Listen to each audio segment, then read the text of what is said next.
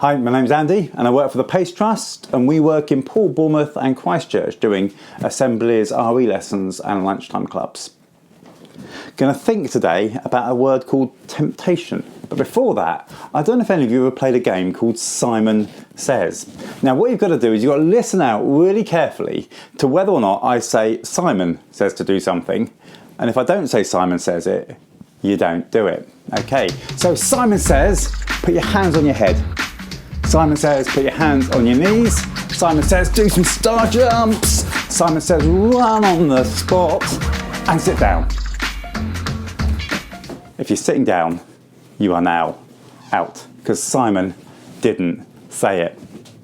But life's sometimes a bit like Simon Says, isn't it? We have all these people trying to get us to do stuff. Sometimes people want us to do good things and encourage us to do good things.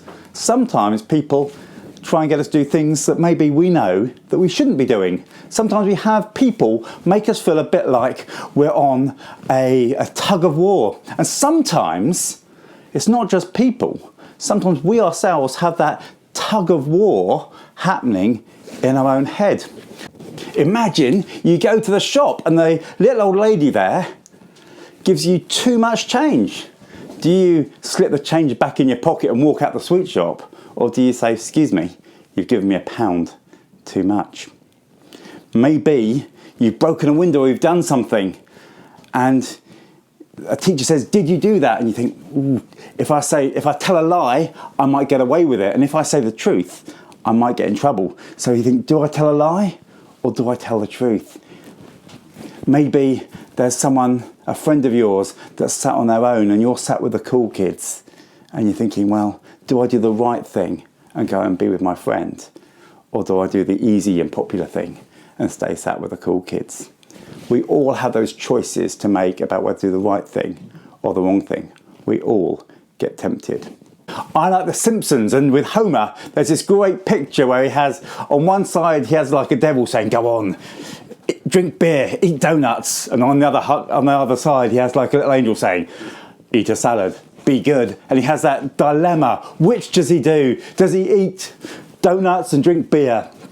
Or does he have a salad? He's tempted. He's pulled into two different directions. That's what temptation means. We have that pull inside where we know what the right thing to do is and we know what the wrong thing to do is, and which one do we choose? Which one do we decide to go on?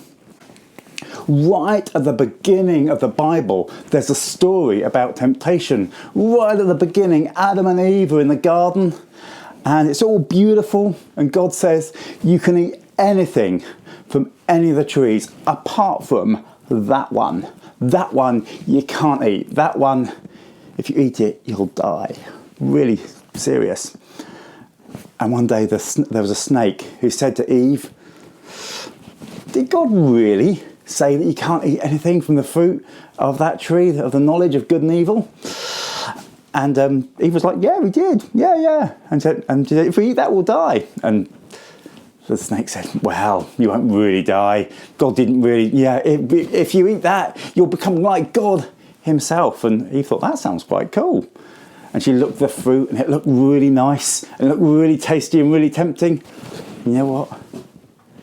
She gave in. She had some of the fruit and then she gave some to Adam and he gave in too. They both fell for temptation. And they ended up with some really serious consequences. Adam messed up big time. And because of Adam, we all live in a world that's not as we want it to be, where there's a thing called sin that gets in the way of our friendship with God and sometimes spoils all sorts of other things too. So the first Adam got it wrong. But then all the way through the Bible, we have people have that choice of whether or not they go God's way or whether or not they go their own way, until someone else came along, Jesus.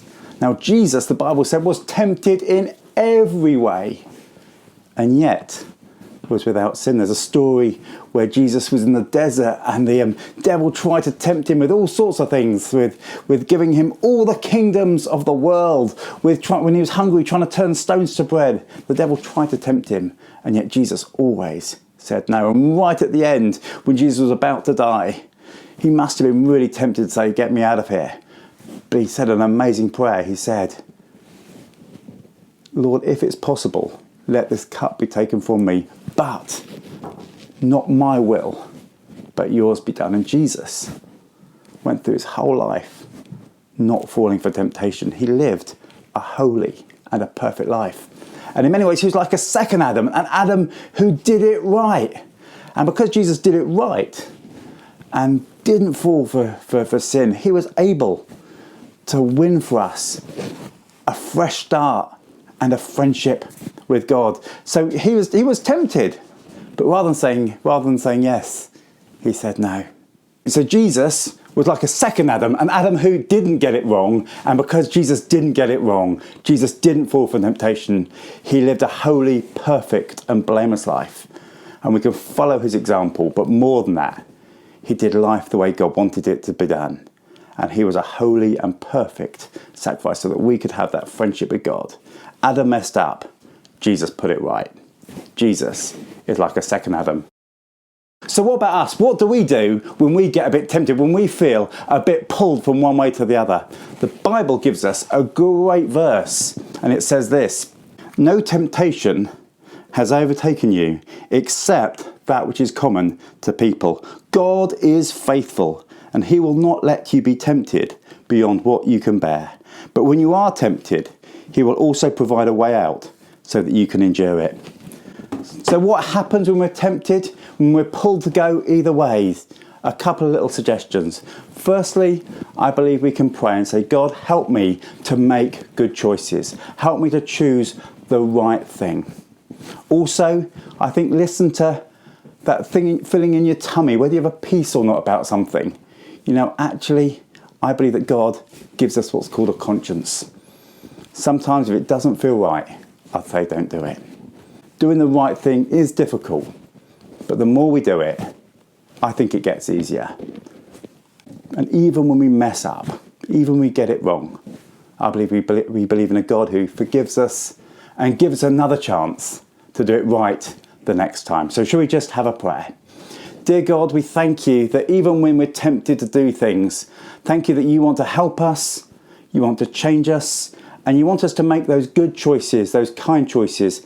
Help us to make good decisions. Help us to be brave. Help us to ask you for help.